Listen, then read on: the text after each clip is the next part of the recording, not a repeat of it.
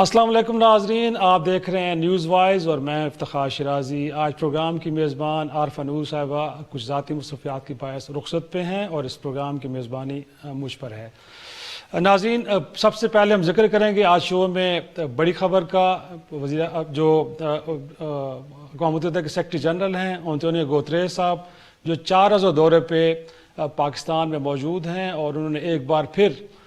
مسئلہ کشمیر پہ ثالثی کی پیشکش کی ہے، لیکن شرط وہی ہے کہ اگر مسئلے کے دونوں بڑے فریق پاکستان اور بھارت اس پہ راضی ہوں تو اقوام متحدہ اس معاملے پہ ثالثی کرا سکتا ہے۔ لیکن ناظرین، آپ کو معلوم ہے کہ بھارت نہ صرف اس UN فورم سے اگر کوئی پیشکش ہوئی ہے یا پھر کسی اور بڑی طاقت امریکہ جیسے ملک کی جانب سے ہوئی ہے، ہر بار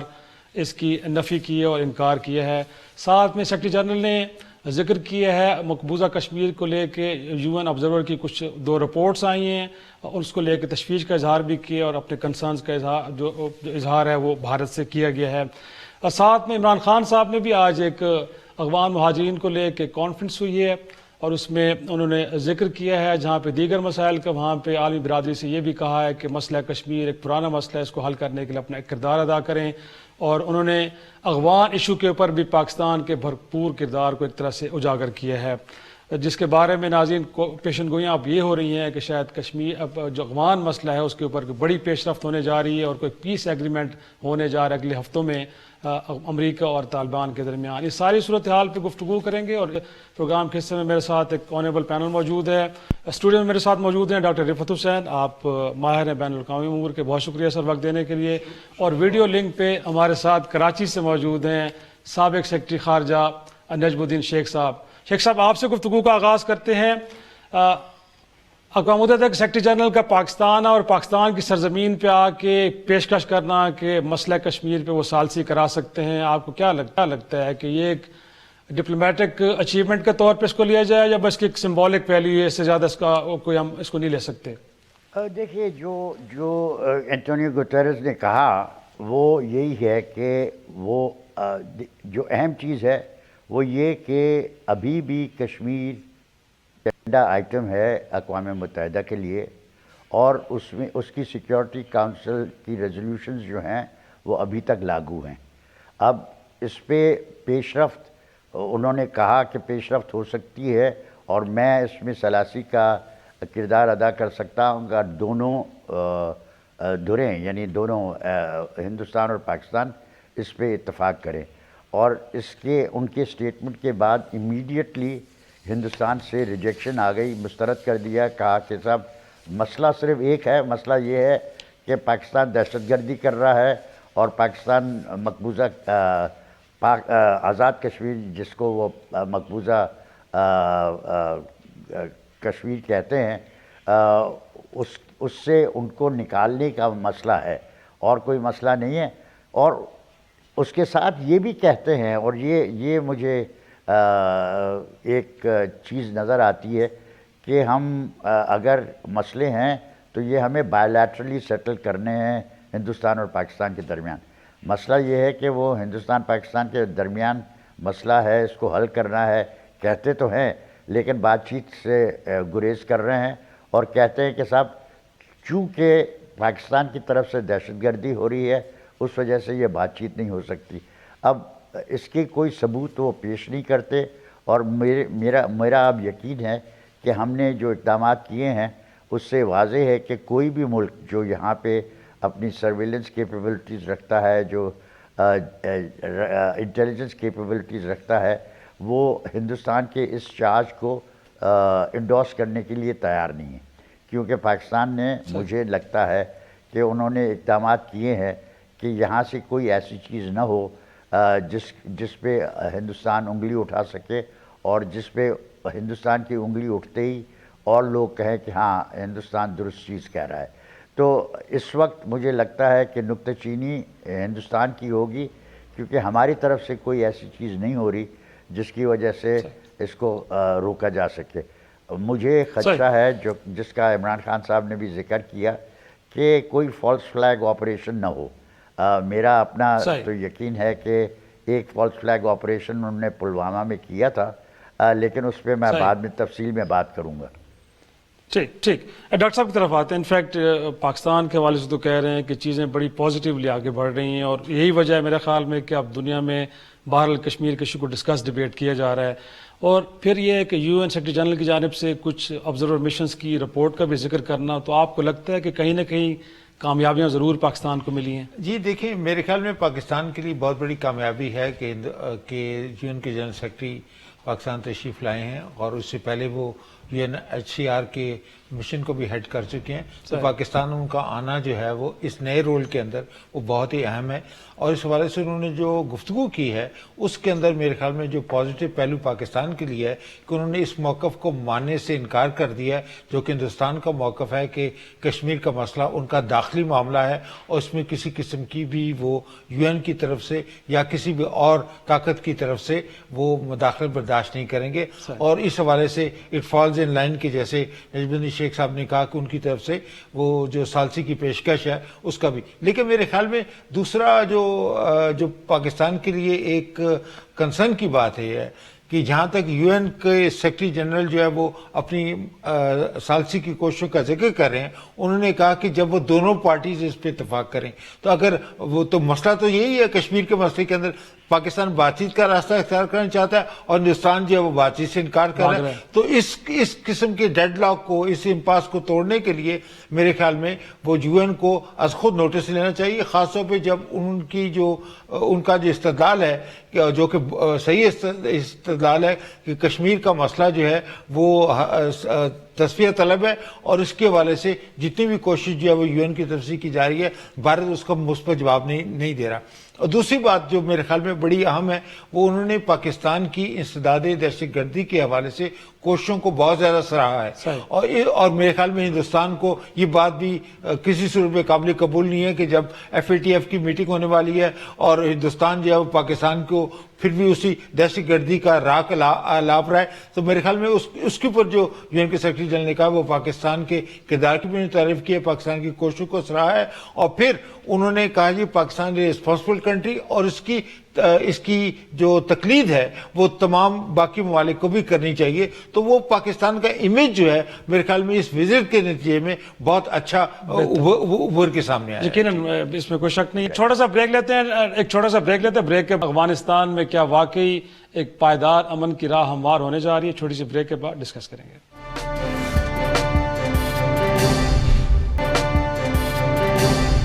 پروگرام میں ایک بار پھر خوش آمدید. ڈاکٹر صاحب, انفیکٹ افغانستان کو لے کے بھی بڑی مثبت خبریں ہمیں سننے کو مل رہی ہیں, اور لگتا یہ ہے کہ جو امریکہ اور طالبان کے درمیان ڈفرینسز تھے وہ کافی تک دور ہو چکے ہیں, اور ڈیل کا کہا جا رہا ہے کہ ہونے کو ہے. آپ کو بھی لگتا ہے بڑا پیچیدہ مسئلہ ہے, کئی دہائیوں کا ہے, اور آپ کو لگتا ہے کہ آپ کہیں ایک روڈ میپ بن پایا جس کے اوپر چل کے تو دونوں فریق اس مسئلے کو حل کر پائیں گے؟ اگین سپائلرز موجود ہیں اور کچھ بھی ہو سکتا ہے. جی شکریہ بہت. میں اس کے بارے میں کافی پر امید ہوں, کیونکہ یہ جو دوحہ ٹاکس ہو رہی تھیں زلمے خلیزاد جو کہ ہیڈ کر رہے تھے امریکہ کی جانب سے, جو امریکہ کی نمائندگی کر رہے تھے اور طالبان کے درمیان, اس کے اندر سیورل راؤنڈز ہوئے ہیں, اور اس کے بعد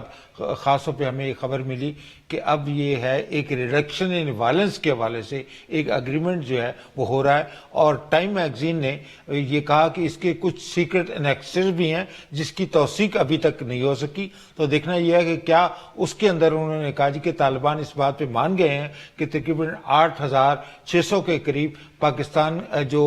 امریکی جو کاؤنٹر فورس ہے, جو کاؤنٹر انٹیلیجنس کے حوالے سے یا آپریشن کے حوالے سے اس کی موجودگی کو ایکسپٹ کر لیا, لیکن اس کی تصدیق نہیں ہو سکی. لیکن اس کے اندر ڈینجر یہ ہے کہ کیا یہ جو ایک ہفتے کی جو سیز فائر تو نہیں کہنا چاہیے, ریڈکشن ان وائلنس کی جو اسٹریٹجی ہے, کیا یہ اس کو کسی بھی پورے کا پورا جو افغانستان کے اوپر اس کا اطلاق ہوگا, یا ایک جغرافیائی حدود تک وہ جو ہے وہ خاص طور پہ وہ ایریاز جو کنٹسٹڈ ہیں جس کے بارے میں حتمی طور پہ یہ نہیں کہا تھا کہ طالبان کے کنٹرول میں یا افغانستان سیکورٹی فورس کے کنٹرول میں, اگر وہاں سے کسی قسم کا کوئی وائلنس ہوتا ہے تو this can derail the entire process. اور اس کے امریکہ کی مجبوری ہے کہ ٹرمپ صاحب نے اپنا الیکشن جیتنا ہے, اور الیکشن کے جیتنے کے حوالے سے ان کے لیے بہت جلدی میں ہے کہ وہ کسی نہ کسی طریقے سے وہ ایک ایگریمنٹ کر دیں, اور اس کے بعد جو اس کی جو باقی جو 2 کڑیاں ہیں جو کہ انٹر افغانستان ڈائلاگ ہے اور طالبان کی طرف سے ایشورنسز ہیں کہ افغانستان کی ٹریٹری جو امریکہ یا اس کے الائز کے مفادات کے خلاف استعمال نہیں ہوگی, اس کے اوپر ابھی ہمیں دیکھنا ہوگا کہ one the agreement is actually announced and is put in place تو پھر اس کے حوالے سے کیا صورتحال ہوتی ہے. لیکن میں سمجھتا ہوں کہ کافی پیش رفت ہوئی ہے, اور زلمے خلیلزاد آج پاکستان بھی آئے ہوئے ہیں اور افغانستان کے جو نائب صدر کے ساتھ انہوں نے ریفیوجی کانفرنس کے لیے بھی ایک جو ہے وہ اس کے اندر شرکت کی اور بڑی پازیٹیو باتیں کی ہے. لیکن اس کے اندر میرے خیال میں مختصر میں یہ کہنا چاہوں گا کہ پاکستان کی طرف سے اس خدشے کا اظہار کیا جا رہا ہے. آپ نے بھی ذکر کیا کہ انٹرنل پیس اسپوائلرز ہیں اور ایکسٹرنل پیس اسپوائلرز ہیں. Those peace spoilers or their activities can easily derail the prospect of a final deal between Taliban and the United States. In fact وہی شیخ صاحب جیسے ڈاکٹر صاحب بھی بات کر رہے تھے کہ معاملہ بڑا گنجلک سا ہے, اتنا آسان نہیں ہے, اور بڑے سوال ہیں جن کے جواب ابھی آنا باقی ہیں. ایک تو یہ ہے کہ کیا واقعی تمام طالبان دھڑے متفق ہیں, وہ سیم پیج پہ ہیں کہ نہیں ہیں. پھر یہ ہے کہ ٹرمپ صاحب کیونکہ نومبر میں الیکشن میں جا رہے ہیں, الیکشن جیتنے کے لیے بہت بڑی اچیومنٹ ہوگی اگر یہ پیس ڈیل ہو جاتی ہے, بٹ کچھ خود امریکہ کے اندر دفاعی تجزیہ کار کہہ رہے ہیں کہ یہ جو امن کی تلاش ہے یہ ویتنامائزیشن اس کا ٹرم یوز کر رہے ہیں کہ جیسے ویتنام میں ہوا تھا کہ ایک باہر ایگزٹ ہے لیکن اچیومنٹ کچھ بھی نہیں ہے. تو آپ کو لگتا کیا ہے کہ کیا واقعی سپوائلرز بھی آپ کچھ نہیں کر پائیں گے اور افغان دھڑے بھی جو طالبان کے ایک پیج پہ ہوں گے اور چیزیں اب آگے سموتھلی بڑھ پائیں گی, اگرچہ اس کو افغان گورنمنٹ بھی پہلی بار اس کو اپریشیٹ بھی کر رہی ہے, اس کا حصہ بھی بننے جا رہی ہے. دیکھیے یہ جو آپ نے ویتنامائزیشن کی بات کی ہے, یہ ٹونی کارڈسمن جو ہیں سینٹر انٹرنیشنل اسٹڈیز, ان کی ایک تھیسس ہے. دیکھیے مجھے لگتا ہے کہ ہم نے ایک اس میں کلیدی کردار ادا کیا ہے. اگر ہم طالبان کو ٹیبل پہ لانے میں ہم نے جو کردار ادا کیا ہے وہ بہت اہم ہے اس سلسلے میں کہ امریکہ اور پاکستان کا رشتہ اس میں کون سی اس کی وجہ سے تبدیلیاں آئیں گی. جہاں تک اس معاہدے کا ہونے کا امکان ہے, دیکھیے مجھے بہت شک ہے کہ جب طالبان کہتے ہیں کہ ریڈکشن اینڈ وائلنس ہوگی, کیا وہ سارے طالبان پہ اس قسم کا کنٹرول رکھ سکتے ہیں یا نہیں. ایک مرتبہ پہلے انہوں نے یہ واضح کیا ہے کہ کنٹرول تھا, طالبان آئے, شہروں میں آئے, آ کے انہوں نے ملاقاتیں کی اپنے افغان بھائیوں کے ساتھ, اور اس کی وجہ سے طالبان کو یہ شک ہوا کہ اب ہماری جو بیٹل سٹرنتھ ہے وہ کم ہو رہی ہے, کیونکہ اب طالبان اپنے افغان بھائیوں کے ساتھ جل مل رہے ہیں. اب دوسری طرف جو افغانستان کے اندر یعنی کابل کے اندر جو صورتحال ہے وہ بہت پیچیدہ ہے. ابھی بھی عبداللہ نے ان کے الیکشن کو کانٹیسٹ کیا ہوا ہے, اور مجھے صرف ڈر یہ ہے کہ چونکہ طالبان میں بھی اختلاف ہونے کے امکان ہیں, چونکہ کابل میں اختلاف تو ہے ہی ہے, تو مجھے میری دعا ہے کہ یہ ہو چلے, لیکن مجھے اس پہ کوئی خاص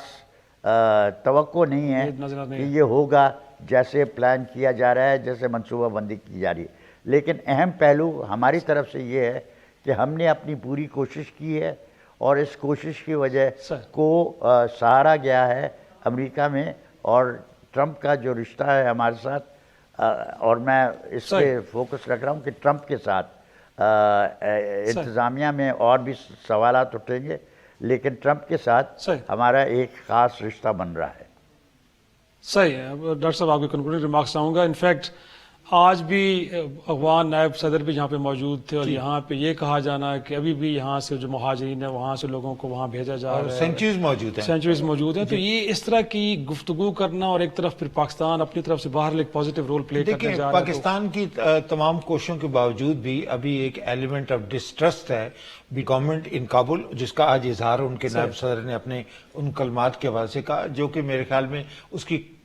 किसी तौर पे गुंजाइश नहीं बनती थी और उनको नहीं कहना चाहिए था जो उन्होंने कहा, लेकिन उसका मौसर जवाब जो है हमारे फॉरेन मिनिस्टर ने भी दिया, प्राइम मिनिस्टर ने भी दिया कि माजी में हो सकता है कि कुछ हालात की वजह से पाकिस्तान के अंदर हो सकता है ऐसे नासे मौजूद हों जो कि, लेकिन इस वक्त जो है वो पाकिस्तान के अंदर किसी किस्म की कोई भी सेक्रेटरी मौजूद नहीं है। और उस बात की नफी इस बात से भी होती है कि जो सेक्रेटरी जनरल ने पाकिस्तान की इज़दार दहशत गर्दी के हवाले से जिस किरदार की पाकिस्तान को उन्होंने सराहा है, तो मेरे ख्याल में वो जो है अफगानिस्तान की तरफ से वो बुग़्ज़ माविया ज़रूर है, लेकिन मेरे ख्याल में हमें we have to live with this reality. बहुत शुक्रिया दोनों मेहमानों का। एक छोटा सा ब्रेक, और ब्रेक के बाद जिक्र करेंगे कराची के इलाके केमाड़ी में जहरीली गैस के अखराज से 6 जानें चली गई और कहा यह जा रहा है कि 130 लोग इससे मुतासर हुए हैं, लेकिन ये मुअम्मा कई घंटे गुजरने के बावजूद हल नहीं हो पाया। ब्रेक के बाद डिस्कस करेंगे।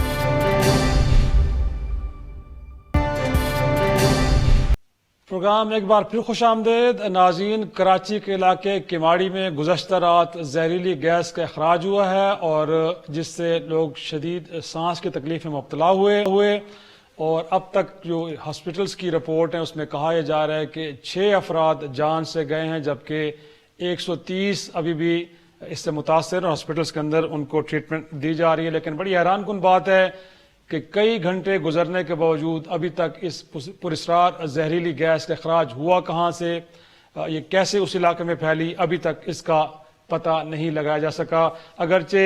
कराची पोर्ट की तरफ इशारे किए जा रहे थे, लेकिन KPT के चेयरमैन जमील अख्तर साहब ने प्रेस कॉन्फ्रेंस की है और उन्होंने कहा है कि बंदरगाह या उस पर लंगर अंदाज होने वाले तमाम जहाज़ों को चेक कर लिया गया है, ये गैस का अखराज किसी जहाज से नहीं हुआ। और वफाकी वजीर ports and shipping Ali Zaidi साहब भी कुछ इस तरह की बात कर रहे हैं। उनका ख्याल ये है कि ये किसी जहाज से गैस का अखराज नहीं हुआ और मुनासिब वक्त का इंतज़ार करना चाहिए। इस हवाले से नेवी की टीम तहकीकात कर रही हैं और साथ में ये भी देखा जाएगा कि जो लोग हलाक हुए उनके पोस्टमार्टम रिपोर्ट से भी अंदाज़ा होगा कि गैस किस किस्म की थी। इस सारी सूरत हाल पर गुफ्तगू करते हैं और हमारे साथ इस वक्त मौजूद हैं डॉन न्यूज़ कराची के ब्यूरो चीफ काजी हसन साहब। बहुत शुक्रिया काजी साहब वक्त देने के लिए। बताइएगा ये मुहिम्मा अभी तक क्यों हल नहीं हो पा रहा, अभी तक ये कन्फ्यूजन क्यों बरकरार है कि ये गैस कहाँ से इसका खराज हुआ, फिर इसकी नौयत क्या थी, किस किस्म की गैस, अभी तक इस बारे में कुछ इल्म नहीं हो पाया। बिल्कुल शराजी साहब, इस हवाले से जब ये वाकया रिपोर्ट हुआ था तो फौरी तौर पे वहाँ डॉन की टीम भी गई थी, तो उस वक्त तो वाकई में बड़ी शिद्दत इसकी महसूस की जा सकती थी, आंखों में जलन और गले में इसमें खिंचाव महसूस हो रहा था। लेकिन वक्त गुजरने के साथ 10 दोपहर तक जो है सूरत हाल काफी बेहतर हो गई और नॉर्मल सूरत हाल हो गई। लेकिन अभी तक इस हवाले से इस बात का जाके 24 घंटे गुजर चुके हैं, तयन नहीं हो सका कि गैस के अखराज का जो सोर्स था, मंबा था जहां से ये वाकया रूनुमा है, वो अभी तक पॉइंट आउट नहीं हुआ। मुख्तलिफ जो सिंध हुकूमत के अलावा KPT, वफाकी इदारे और पाक बहरिया के जो एक खुसूसी इनका एक डिपार्टमेंट है biological and chemical damage control, इसकी टीम ने वहां से शवाहिद भी इकट्ठे की हैं और उनकी रिपोर्ट का इंतजार है तमाम महकमों का, क्योंकि वो एक क्वालिफाइड और इस्तेदाद रखती है इस तरह के वाकयात के बारे में के हवाले से। तो उस रिपोर्ट का इंतजार है कि वो एक आध दिन में वो रिपोर्ट देगी जिसमें इस बात का तयन हो सकेगा कि गैस आया किस केमिकल की थी, किस नौयत की थी और इनमें जो हलाकत हुए वो उसकी क्या वजूहत है, ये चीजें सारी सामने आ पाएंगी। लेकिन काजी ये भी कहा जा रहा है कि जो पोस्टमार्टम रिपोर्ट्स आएंगी वो भी शायद इस बात का तयन करने में मददगार साबित हों। तो नॉर्मली क्या होता है पोस्टमार्टम रिपोर्ट में कितनी देर लगती है, क्योंकि ये कल रात का वाकया है और कुछ हलाकतें तो फौरी तौर पर हुई थी, तो उसमें इस कदर ताखीर क्यों हो रही है? जी बिल्कुल, इस हवाले से जो डॉक्टर्स का कहना है कि जो ज्यादातर अमवात हुई हैं वो एक तो वो जिनकी उम्र ज्यादा थी और एक इसके अलावा जो ऑलरेडी सांस लेने की जिनको तकलीफ थी वो ज्यादा शिकार थे, वो इसका ज्यादा और फौरी शिकार बने। यानी कि इस रिपोर्ट में यकीनी तौर पे इस बात का तयन होने के जो उसके नमूने हैं वो मुतल्लका इदारों और अस्पतालों में भेजे गए, जिसके रिपोर्ट्स आने में भी 2 से 3 दिन लगेंगे, क्योंकि ये एक आम रिपोर्ट या वो नहीं है जिससे ये पता चल जाए कि ये किस तरह का हलाकत हुई है। इसमें यकीनन केमिकल एग्जामिनेशन की रिपोर्ट है और इसमें एक वक्त लगता है। उस रिपोर्ट आने के बाद ही ये बात का तयन हो सकेगा कि इनकी अमवात की जो मौत की वजूहत क्या है। دوسری بات آج اسی والے سے چیئرمین کے پی ٹی نے جو ہے وہ پریس کانفرنس بھی کی ہے، اس میں بھی انہوں نے یہی کہا ہے. لیکن قاسم صاحب یہ بتائیے گا، انفیکٹ کہا یہ جا رہا ہے کیونکہ چین اندر کورونا وائرس چل رہا ہے اور وہاں سے کچھ شپمنٹس آئی تھیں، تو یہ بھی کچھ ہے کہ وہاں پہ جتنے جہاز لنگر انداز چین سے جو آئے ہیں کیا ان کے اوپر کوئی سپرے کیا جا رہا ہے، یہ پریکٹس ہو رہی ہے کہ نہیں، ایسی کوئی بات نہیں ہے؟ جی، اس حوالے سے پہلے ہی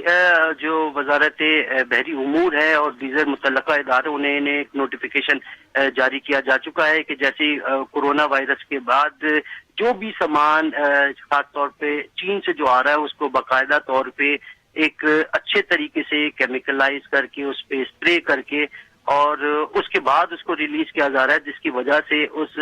سامان نکلنے میں وہ تاخیر کا بھی سامنا ہے، لیکن وہ تمام احتیاطی تدابیر کرنے کے بعد ہی وہاں سے سامان ریلیز کیا جا رہا ہے. اور ابتدائی جو تحقیقات جو سامنے آئے اس میں بھی ابھی تک کوئی ایسے شواہد نہیں ملے کہ پورٹ کے اندر سے کوئی ایسا جہاز یا کوئی ایسا ڈمپر یا ایسا کوئی کنٹینر ہو جس میں سے یہ اخراج کے شواہد. لیکن قاضی حسن انفیکٹ یہ بھی کہا جا رہا ہے کہ کسٹم ہاؤس میرے خیال میں یہ بھی بندرگاہ کے علاقے میں موجود، اور کہا گیا ہے کہ 3 گھنٹے تک اسے بند رکھا گیا ہے. پھر وہاں کا جو عملہ ہے اس میں بھی کہا جا رہا ہے کہ قے کی کیفیات کچھ طرح کی کچھ دیکھنے کو ملا ہے. تو اگر ایسا ہے تو کلیم تو یہ کیا جا رہا ہے کہ شاید کسی بحری جہاز سے کوئی اخراج نہیں ہوا، لیکن کسٹم ہاؤس کا عملہ اور اس آفس کو بند کرنا، اس کے پیچھے پھر کیا کہانی، یہ وجوہات اس کی کیا ہے؟ بالکل، یہ جو واقعے کے بعد صبح تک تقریباً 12 سے 2 بجے تک جو ہے وہ اس فضا میں وہ بو اور آنکھوں میں جو جلن وہ محسوس کی جا رہی تھی. دوسری جانب کچھ اس طرح بھی واقعات ہوئے ہیں کہ صبح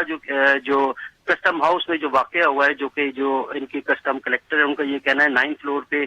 جو عملہ بیٹھا تھا اس کو قے اور الٹیاں ہوئی ہیں، اس کے بعد ان کو فوری طور پہ وہاں سے ان کو منتقل کیا گیا رہا ہے. تو ایک خوف کی فضا بھی تھی جو ہم علاقے میں بھی ہم نے دیکھا تھا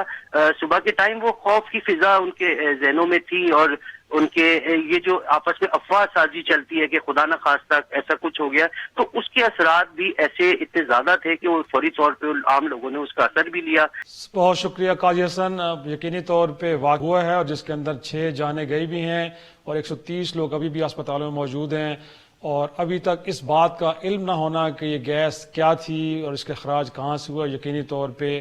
وہاں موجود تمام متعلقہ اداروں کی کارکردگی کے اوپر بہت بڑے سوال اٹھائے جا رہے ہیں. ایک چھوٹا سا بریک لیں گے اور بریک کے بعد ایک اور افسوسناک خبر جو کوئٹہ سے آئی ہے. دہشت گردی کا ایک واقعہ ہوا ہے جس میں اب تک کہا جا رہا ہے کہ 6 افراد کی جانیں چلی گئی ہیں اور 20 سے زائد لوگ زخمی بتائے جا رہے ہیں. ایک چھوٹی سی بریک کے بعد ذکر کریں گے.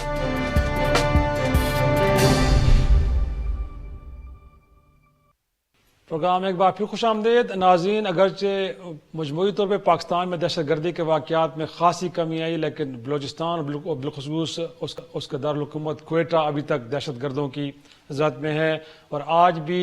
پریس کلب کے قریب اشارہ اقبال پہ ایک دھماکہ ہوا جس میں کہا یہ جا رہا ہے کہ اب تک 8 افراد جان سے گئے ہیں جبکہ 18 سے زائد زخمی ہیں. اور اگر دیکھا جائے تو اس سال میں کہیں 10 جنوری کو کوئٹہ ہی میں شٹلر ٹاؤن کے علاقے میں مسجد میں خودکش حملہ ہوا تھا جس میں 15 افراد جان سے گئے، اور 9 فروری کو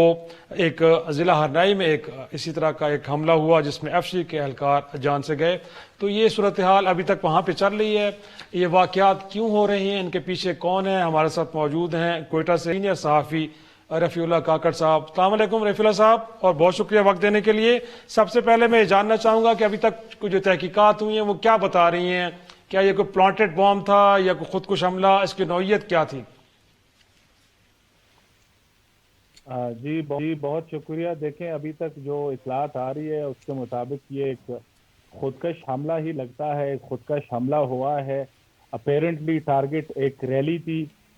جو یہاں پہ ایک مذہبی جماعت کی ریلی تھی. اس میں ابھی تک کی اطلاعات کے مطابق تقریباً 15 لوگ جو ہے وہ شہید ہوئے ہیں اور 30 سے زیادہ زخمی ہے. بعض لوگوں کی یہاں پہ یہ ابھی بھی اطلاعات غیر مصدقہ اطلاعات ہے کہ اس میں شاید کوئی پولیس یا ڈی ایس پی شاید سے وہ کوئی ٹارگٹ تھے، لیکن ابھی تک کوئی کنفرم بات نہیں کی جا سکتی. ابھی تک کچھ یہ بھی معلوم ہو سکا ہے کہ کسی گروپ نے اس کی ذمہ داری قبول کی ہو؟ اور آپ کو کیا لگتا ہے، آپ بلوچستان کوئٹہ میں بیٹھے ہیں، وہاں پہ ایسے کون سے گروپس ہیں کہ جو ابھی تک ایکٹیو ہیں؟ اس حوالے سے بھی کوئی اطلاعات موصول ہوئی ہیں کہ نہیں ہوئی؟ देखिए, जहाँ तक जिम्मेदारी की बात है, ताहाल तो किसी ग्रुप ने इस जिम्मेदारी कबूल नहीं की। जहाँ तक क्वेटा में ऐसे हालात की बात है, देखें, क्वेटा में अमन कायम करना ज़रा मुश्किल है, क्योंकि क्वेटा का हमारा बॉर्डर अफगानिस्तान के साथ, ईरान के साथ,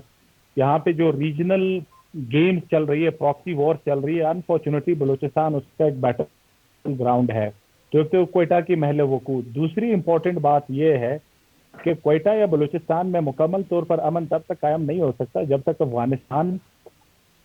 और जो सऊदी ईरान एक राइवलरी है उसके हवाले से हमारी पॉलिसी मुकम्मल तौर पर चेंज ना हो जाए, तो बहुत मुश्किल है कि बलूचिस्तान में मुकम्मल तौर पर अमन कायम हो।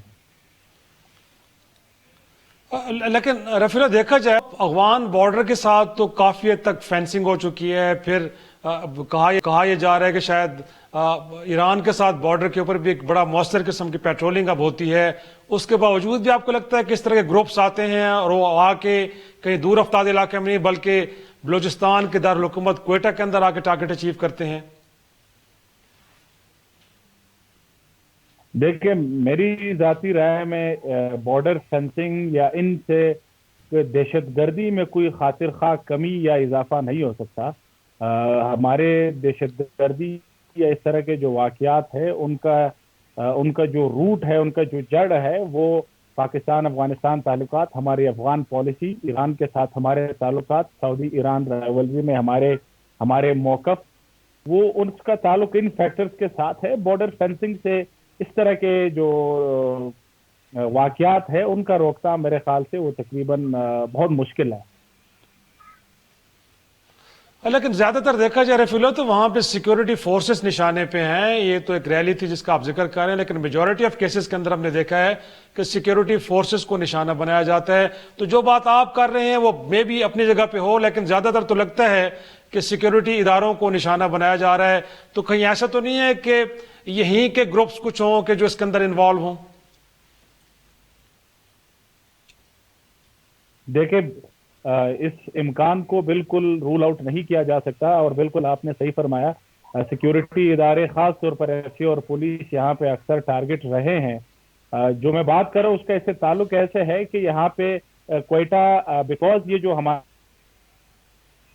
अफगान पॉलिसी ईरान की वजह से अभी तक शायद बलूचिस्तान उन चंद एरियाज में से जहाँ पे इस रियासत के लेवल पे दहशतगर्दी के हवाले से वो एब्सोल्यूट क्लैरिटी, जीरो टॉलरेंस की पॉलिसी अभी भी उस तरह से नहीं है जो शायद पाकिस्तान के बाकी इलाकों में हो। तो वो जीरो टॉलरेंस की पॉलिसी जब आएगी, इनडिस्क्रिमिनेट एक्शन जब होगा अगेंस्ट तमाम मिलिटेंट ग्रुप्स, फिर यहाँ पे हालात बेहतरी की तरफ जा सकते हैं। बहुत शुक्रिया रफ़ीउल्लाह साहब, सीनियर सहाफ़ी बलूचिस्तान क्वेटा से हमारे साथ गुफ्तगू कर रहे थे।